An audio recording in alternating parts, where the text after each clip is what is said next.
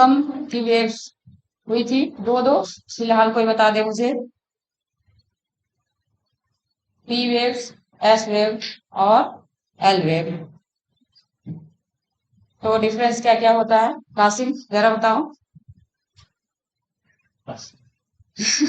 ये बात ठीक नहीं है ना। हम इतनी मेहनत करके आए और आप मेहनत ना करें।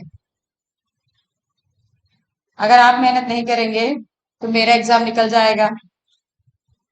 आपके कॉम्पिटिटर हम भी हैं, है ना। लेकिन हम तीन काम साथ कर रहे हैं। हम नौकरी भी कर रहे हैं, यहाँ भी पढ़ा रहे हैं, तैयारी भी कर रहे हैं। तो आप में से भी कोई जॉब कर रहा है? अच्छा, आप भी कर रहे हैं और कोई? दोनों लोग? तो प्राइवेट सेक्टर में है। तो कब से कब तक टाइमिंग होती है आपकी? अच्छा।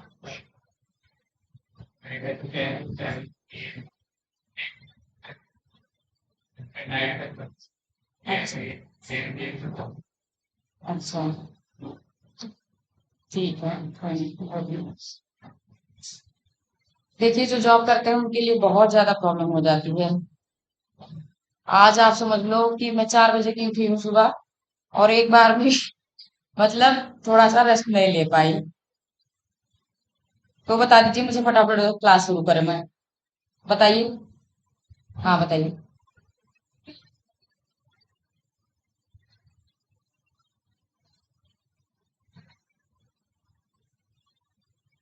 तो कौन सी सबसे तीव्र होती है और सबसे विनाशक, सबसे डिस्ट्रॉइंग? एल्वेन। ठीक है, थैंक यू। तो वेव्स के बारे में हम पहले ही पढ़ लिए हैं।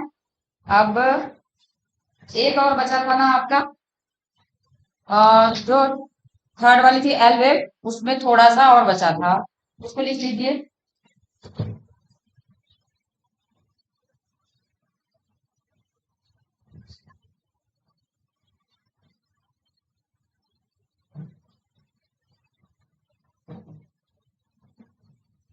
पिछली बार मुझे भूकंप वाला चैप्टर मिला नहीं था, इसलिए मेरा पढ़ाने का एक्सपीरियंस फर्स्ट है इस बार।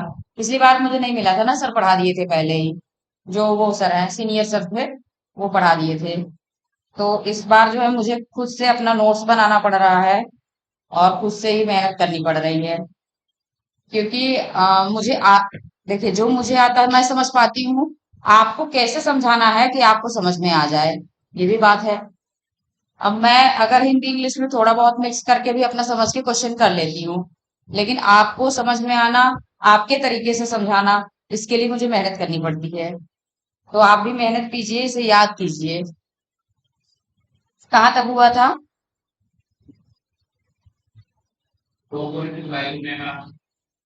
धरातली तरंगे अन्य दो तरंगों की अपेक्षा कम वेगवान होती हैं। एक ये, इनका भ्रमण पृथ्वी पथ का धरातली भाग होता है, भी होता है। बस इतना ही। उसके बाद लिखिए तीसरा, ये लहरें पृथ्वी का पूरा चक्कर लगाकर, ये लहरें पृथ्वी का पूरा चक्कर लगाकर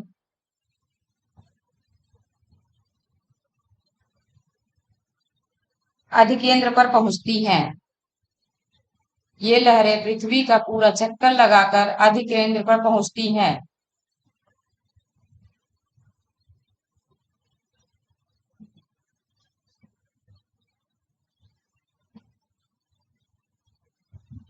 हिंदी में तो मैं बोल ही रही हूँ, हिंदी वाले जल्दी लिख लेते होंगे, लेकिन इंग्लिश वाले जब सेंटेंस खत्म होता है तब अपना सेंटेंस शुरू करते होंगे, है ना।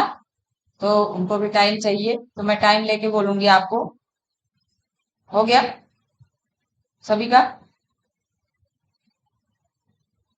अतः इन्हें पी और एस वेव से अतः इन्हें पी और एस वेव से अधिक लंबा मार्ग तय करना पड़ता है। अधिक लंबा मार्ग तय करना पड़ता है। या इसको अगर आप शॉर्ट में लिखना चाहे तो ऐसे भी कह सकते हैं, अन्य दो लहरों की अपेक्षा इनका मार्ग लंबा होता है। ये शॉर्ट तरीका है।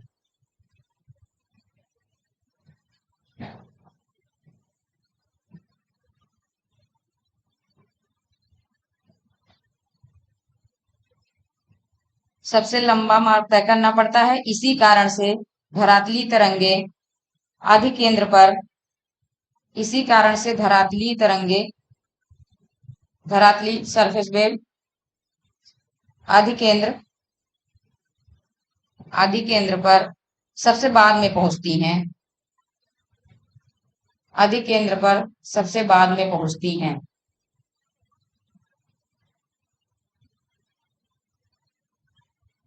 धरातली तरंगे सरफेस वेव सबसे अधिक विनाशक समझी जाती हैं। सबसे अधिक विनाशक समझी जाती हैं।